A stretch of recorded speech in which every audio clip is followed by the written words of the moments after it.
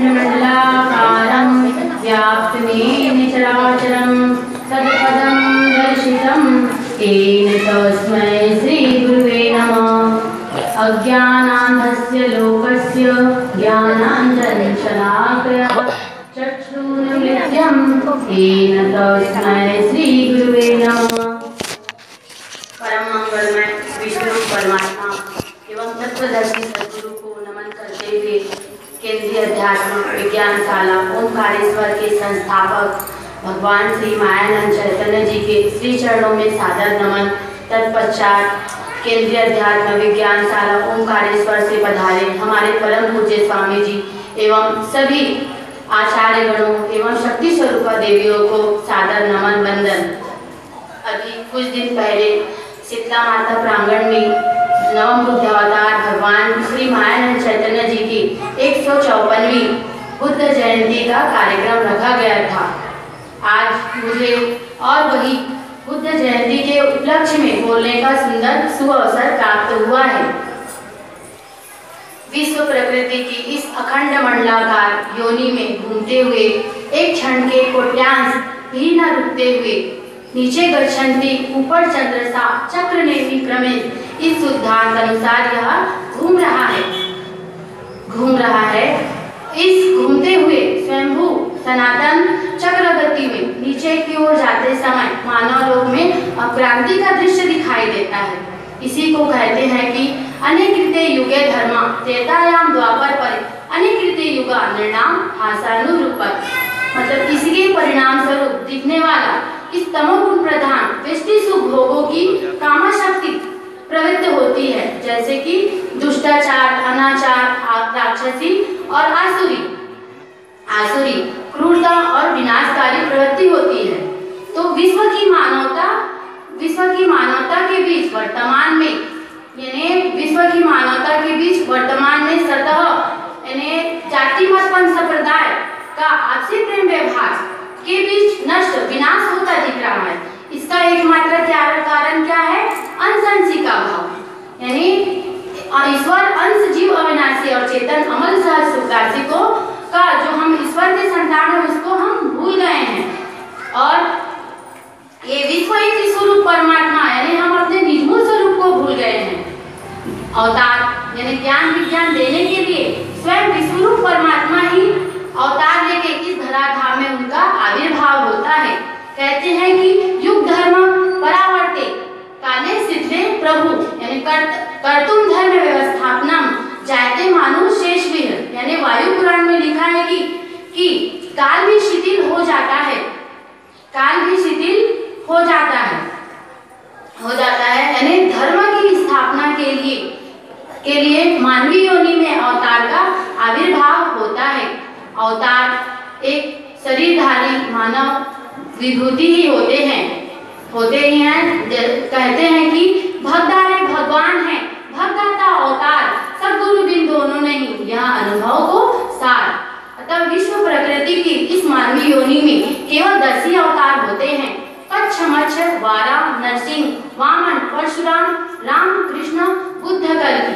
तो नवम बुद्ध अवतार भगवान श्री मायानंद चैतन्य जी 9वें अवतार हैं। नवम बुद्ध अवतार भगवान श्री मायानंद चैतन्य जी के होने के चिन्ह विष्णु पुराण, वन पर्व, भविष्य पुराण, श्रीमद् भागवत, उपनिषद आदि में सैकड़ों वर्ष पहले ही वेद व्यास जी ने यह ग्रंथित करके लिखा है कि कलयुग में 5010 वर्ष पूर्ण होने पर नर्मदा किनारे पर नवबुद्ध अवतार का आगमन होगा। केंद्रीय अध्यात्म विज्ञान शाला ओंकारेश्वर में रचित यानी घृत युग का उषा काल और दिव्य दृष्टि और बुद्ध निर्णय आदि ग्रंथों में और धर्म प्रकाशक, नवम बुद्ध अवतार यानी युग संचालक, मानव धर्म संस्थापक भगवान के बारे में लिखा गया है। भगवान का जन्म जिस प्रकार कौशल्या माता के उदर से भगवान राम का आविर्भाव हुआ, माता देवकी के उदर से भगवान राम का आविर्भाव त्रेता युग द्वापर युग में हुआ, उसी प्रकार नवम बुद्ध अवतार भगवान श्री मायानंद चैतन्य जी का कार्तिक पूर्णिमा अघनवती पंचमी मतलब 5 नवंबर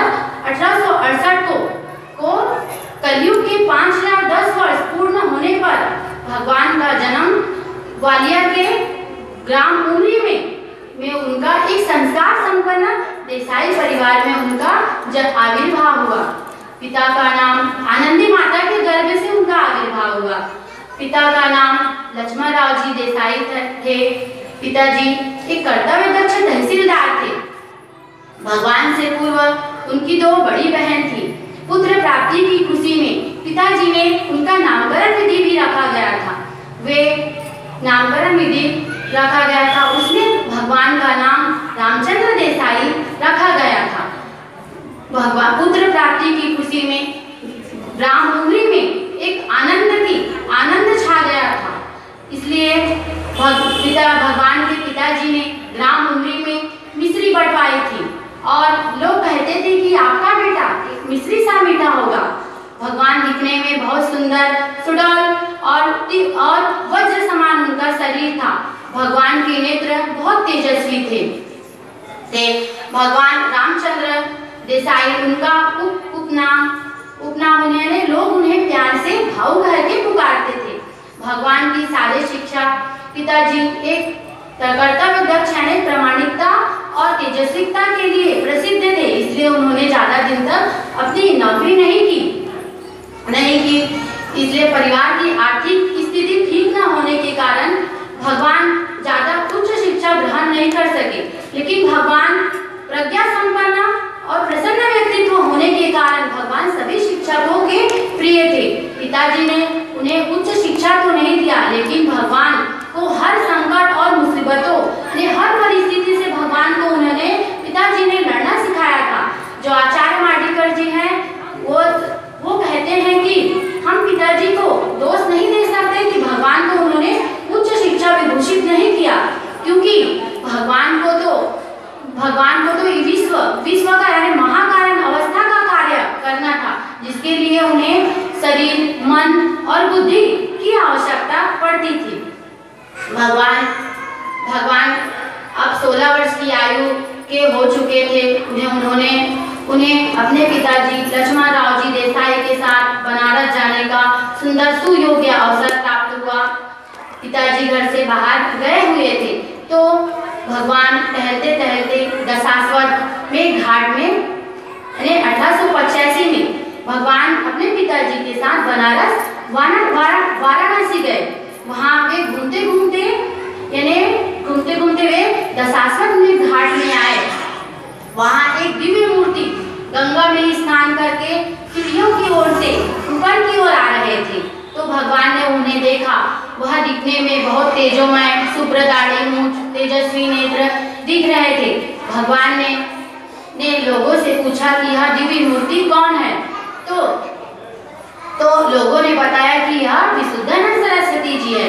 भगवान उनके पीछे आश्रम तक गए और पीछे आश्रम तक गए तो विशुद्धानंद सरस्वती जी ने भगवान को पूछा कि क्या है बेटा करके।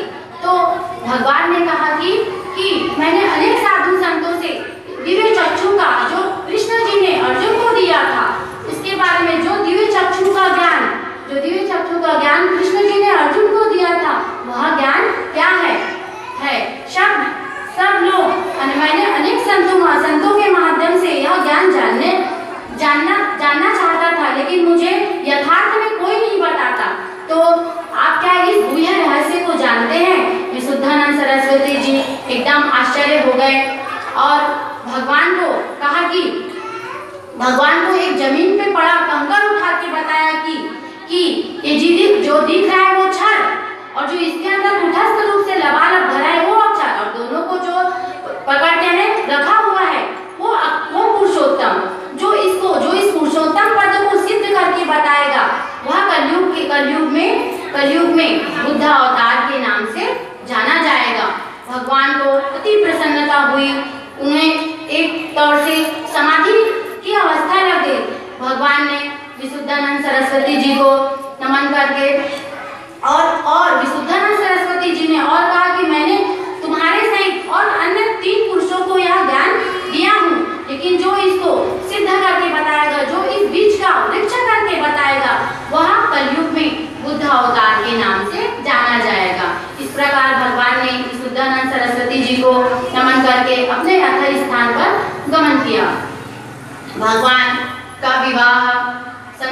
1988 में भिकाजी पंत ठाकुर की कन्या के साथ एक महाराष्ट्रीयन ब्राह्मण पद्धति से हुआ। माता का नाम आनंदीबाई था। कहते हैं कि माता जी का नाम स्वयं की प्रेरणा से ही रखा गया था, क्योंकि उनका नाम भगवान जी का नाम था रामचंद्र देसाई।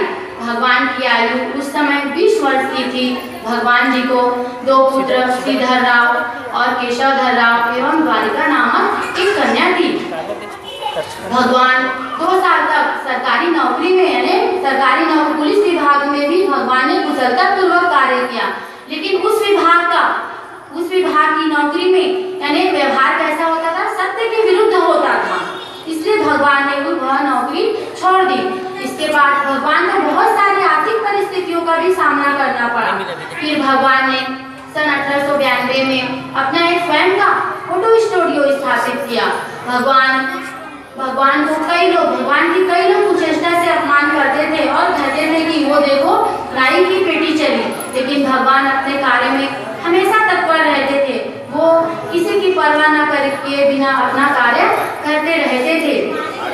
भगवान ने सन 1885 से लेकर 1909 तक अपने गृहस्थ आश्रम को अपने पुरुषार्थ से संपन्न किया और अनेक बाइबल, पुराण, उपनिषद, शास्त्र, स्मृतियों का सद्गुरु दत्त दिव्य दृष्टि के माध्यम से उन्होंने गहरा मनन चिंतन किया। उन्होंने तुलसी, कबीर, रामदेव, ज्ञानेश्वर, संत तुकाराम आदि महात्माओं का भी वाङ्मय का भी उनका बारीकी से अध्ययन किया। भगवान ने उनका अध्ययन किया। भगवान को हिंदी, मराठी, संस्कृत, गुजराती, उर्दू, फारसी आदि सभी भाषाओं का ज्ञान था भगवान को। भगवान ने ग्रह त्याग मतलब गुणों के अनुसार मानवता के कर्म होते हैं कुछ, लेकिन कुछ अवतारित्व कार्य करने के लिए यानी अस्तित्व अवस्था की प्राप्ति के लिए यानी पवित्र नाम साधु नाम विनाशाय चतुष्कृता यानी इस अवतारित्व कार्य के धर्म स्थापना के लिए भगवान ने अपना ग्रह छोड़ा और कोई अन्य कारण नहीं था। भगवान ने ग्रह त्याग करने के बाद सद्धर्म बीज स्थापना करने के लिए सर्वप्रथम वे ब्राह्मण वर्ण में उतरे और जो विशुद्धानंद सरस्वती जी के उद्गार से उन्हें दिव्य चक्षु का जो ज्ञान हुआ था उसका प्रचार प्रसार किया। भगवान ने 5 मई 1909 को अपने छोटे कनिष्ठ भ्राता नारायण जी राव देसाई को अपने घर की संपूर्ण जिम्मेदारी देकर उन्होंने ग्रह त्याग किया। यही दिन भगवान के अवतार दिवस के रूप में मनाया जाता है। यानी निज वर्ण अनुसार और ब्राह्मण वर्ण के अनुसार भगवान ने अपना वेश धारण किया और सर्वप्रथम भगवान ने अपना नाम मायानंद ब्रह्मचारी बताया और अपने घर का पता बताते हुए उन्होंने अपना नाम ब्रह्मानंद ब्रह्मचारी बताया। भगवान ने अमरकंटक की अलौकिक तपश्चर्या ग्रह त्याग ईश्वरार्पण करने के पश्चात भगवान ने नर्मदा के उद्गम स्थान अमरकंटक के घनघोर जंगल में उन्होंने घनघोर जंगल में कपिल धारा के पास कपिल गुफा में 94 दिन तक उन्होंने गहरा दिव्य दृष्टि के ऊपर जो सद्गुरु से उन्हें प्राप्त था वो दिव्य दृष्टि के ऊपर उन्होंने गहरा मनन चिंतन किया।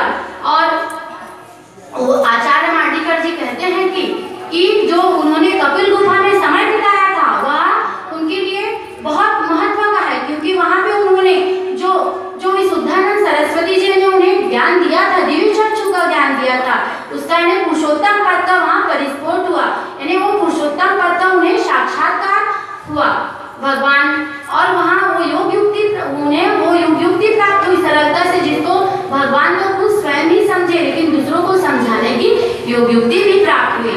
भगवान को कहते हैं कि भगवान को 21 दिन तक ब्रह्म उन्माद हुआ। भगवान को समाधि की अवस्था लग गई थी और समाधि में होने के बाद भगवान ने एकदम शांत रूप धारण कर लिए थे। भगवान कहते हैं कि यह विद्या हमें बहुत कष्ट सहन करने के बाद प्राप्त हुआ है। हम उसको बखान भी नहीं कर सकते। भगवान ने माँ नर्मदा की परिक्रमा भगवान ने माँ भगवती की नर्मदा की परिक्रमा सन 12 जून 1911 से लेकर 15 महीने लगभग उन्होंने नर्मदा परिक्रमा किया और सर्वप्रथम वे ग्वालियर वापस आए और अपना दिव्य चक्षु के ऊपर उन्होंने अपना उपदेश किया। उसके बाद भगवान ने दिव्य दृष्टि की हिंदी प्रथम आवृत्ति का भी उन्होंने प्रकाशित किया। फिर दूसरी नर्मदा परिक्रमा भगवान ने 13 जनवरी 1912 से लेकर 14 फरवरी 1914 तक उन्होंने दूसरा नर्मदा परिक्रमा किया। इससे दिव्य चक्षु के उपदेश से संपूर्ण नर्मदा खंड जाग उठा और अपने योग ऐश्वर्य के लिए संपूर्ण नर्मदा खंड मुक्तिदायिनी हुई। विज्ञानशाला की स्थापना के लिए उचित स्थान का चयन करना था, तो भगवान ने कुछ अवतारित्व कार्य करने के लिए सन 1915 से लेके 1922 तक भगवान ने विभिन्न राज्यों, प्रांतों और भारत के प्रसिद्ध स्थानों में उन्होंने भ्रमण किया। अतः भगवान ने 11 मई 1922 में मध्य प्रदेश के परम पवित्र स्थान ओंकार मानधाता जिला खंडवा निमाड़ में यानी सलीला दक्षिण गंगा नर्मदा के दक्षिण तट पर उन्होंने विज्ञानशाला की स्थापना की। उसके बाद भगवान ने 1922 से लेकर 1934 तक उन्होंने सर्वांग योग, दिव्य दृष्टि, नर नारायण, जीव विज्ञान प्रकाश आदि सभी ग्रंथों का भगवान ने बारीकी से रचना किए। भगवान का अवतार विलय, भगवान की प्रकृति 2 मार्च 1934 को ठीक थी, लेकिन 3 मार्च 1934 को भगवान थोड़े साधारण गंभीर थी। लेकिन वो कहते हैं कि जिस प्रकार दिया बुझने के पहले अधिक प्रकाशवान होता है, उसी प्रकार भगवान को शनिवार की रात्रि जो आजीवन उन्होंने अति कठिन परिश्रम किए थे, इसके कारण उनको औषध उपचार जो है वो सफल ना हो सकी। अतः भगवान को शनिवार की रात्रि भगवान ने स्वयं अपना औषध उपचार बंद करवा दिया और पुत्र रविवार की रात्रि यानी मध्याह्न के पहले पहर में पुत्र श्रीधर राव एवं सभी भक्तगण शांतता, व्याकुलता और व्याकुल थे। सब वातावरण शांत था। भगवान सभी भक्तगणों की आंखों से जलधाराएं बह रही थी। भगवान ने सभी भक्तगणों की ओर की व्याकुलता से यानी भावपूर्ण से देखा और भगवान ने कहा कि सर्व कर्माण्यपि सदा कुर्वाणो मध्यपाश्रय, यानी जो सब कर्म करता है मेरे आधार से सदा, यानी भगवान की मुखारबिंद से सभी भक्तगणों ने श्रवण किया। भगवान के होंठ हिल रहे थे, तो पुत्र श्रीधर राव जी ने उनके पास कान को लेकर गए, लेकिन कुछ भी समझ नहीं आया। अतः यह चेतन शरीर अचेतन अवस्था में विश्व रूप में विलीन हुआ। अतः भगवान का 5 मार्च 1934 को अपने ही निजी स्थान ने केंद्रीय अध्यात्म विज्ञानशाला ओंकारेश्वर में भगवान का पंचभौतिक तत्व में उनका यह शरीर विलीन हुआ और सद्धर्म की स्थापना कर भगवान ने सद्धर्म की स्थापना किया। ओम शांति शांति शांति। मैं इतना कहकर अपने वाणी को विराम देती हूँ। स्वामी।